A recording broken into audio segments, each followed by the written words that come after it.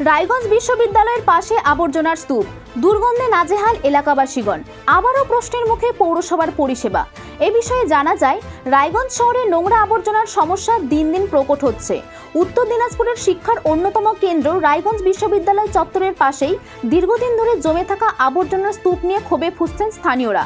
অভিযোগ, বিশ্ববিদ্যালয়ের ছাত্রী আবাসনের অদূরেই যত্রতত্র পড়ে রয়েছে পচা আবর্জনা।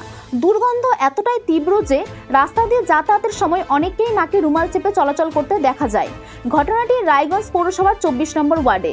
স্থানীয়দের দাবি, এলাকায় বহু বসতবাড়ি ও বিশিষ্ট চিকিৎসকদের বাড়ি থাকলেও আবর্জনা পরিষ্কারের স্থায়ী ব্যবস্থা নেই। মৌমিতা দত্ত, শুভজিৎ সরকার, তমাল সরকার, দীপ্তি দত্ত ও জয়শ্রী ঘোষ সহ বাসিন্দাদের ক্ষোভ, ডাস্টবিন থাকলেও অধিকাংশ মানুষ আবর্জনা নির্দিষ্ট স্থানে ফেলছেন না। পৌরসভার নিয়মিত পরিষ্কার পরিচ্ছন্নতার কাজ নিয়েও প্রশ্ন তুলেছেন তারা।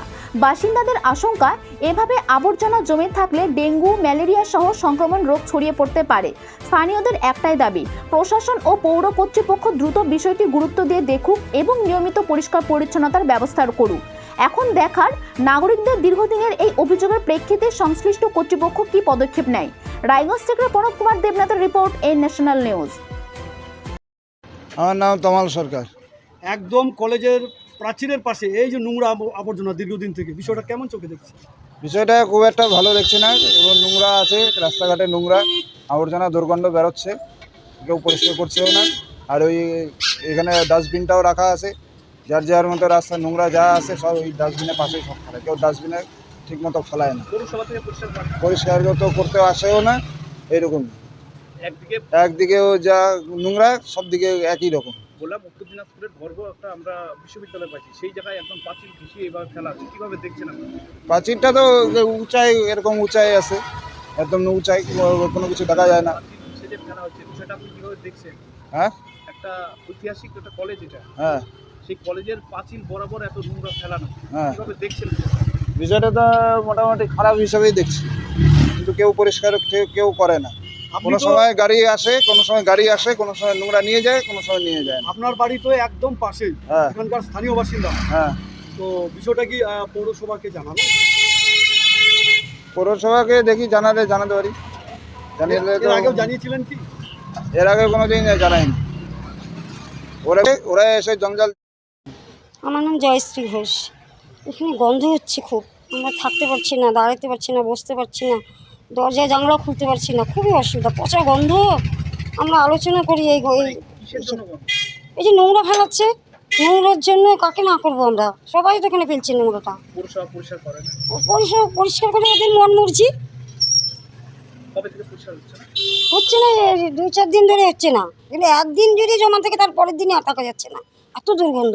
ডাক্তারবাবু কে হয়? ডাক্তারবাবু আমরা দাদা করে ডাক দিই, খুবই ভালো মানুষ। কি চাইছেন এখন?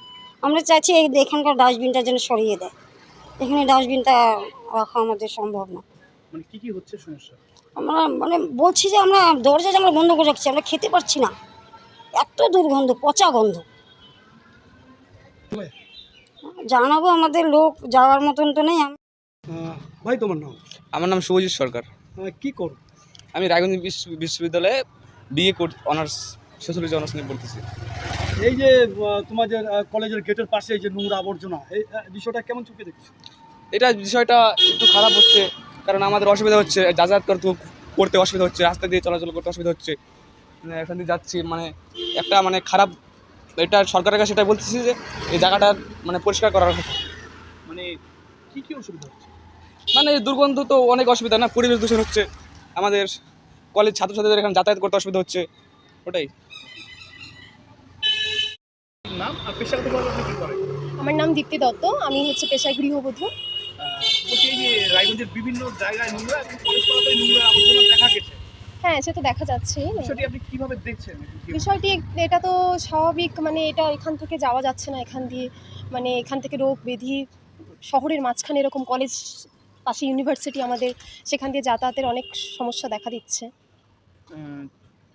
কি চাইছেন তাহলে এইসব বিষয়? এটা দেখা উচিত, এটা পরিষ্কার করা, অবিলম্বে এটা পরিষ্কার করা খুবই জরুরি। কি হতে পারে এই নোংরা থেকে? বহু রকমের সমস্যা, যেমন এ থেকে ব্যাকটেরিয়া থেকে শুরু করে বিভিন্ন রকম সমস্যা দেখা দিতে পারে। নাম আর কি করেন আপনি? আমি মৌমিতা দত্ত, কলেজ স্টুডেন্ট। বলছি এই যে একটা নোংরা আবর্জনা দেখা যায়, আপনি একজন ছাত্রী হিসেবে কিভাবে দেখছেন বিষয়টি? জায়গাটা খুবই পরিষ্কার করা দরকার এই মুহূর্তে, যেহেতু এদিকে অনেক মানুষ যাওয়া আসা করছে আর নোংরাটা মুখ বন্ধ করে যেতে হচ্ছে, এখানটা এতটাই বাজে গন্ধ বেরোচ্ছে। আপনার স্বাস্থ্যের বিশ্বস্ত ঠিকানা ইটাহারের দুর্গাপুরে নিয়ে এসেছে Sustha Jiban diagnostic centre. Pathology, OPD, dental, ECG এবং ফার্মেসি সহ সব ধরনের আধুনিক স্বাস্থ্যসেবা এখন এক ছাদের নিচে। নির্ভুল রিপোর্ট আর অভিজ্ঞ ডাক্তারের পরামর্শ পেতে আজই যোগাযোগ করুন 7679143850 নম্বরে। সুস্থ জীবন ডায়াগনস্টিক সেন্টার, আপনার স্বাস্থ্যের যত্ন প্রতিদিন।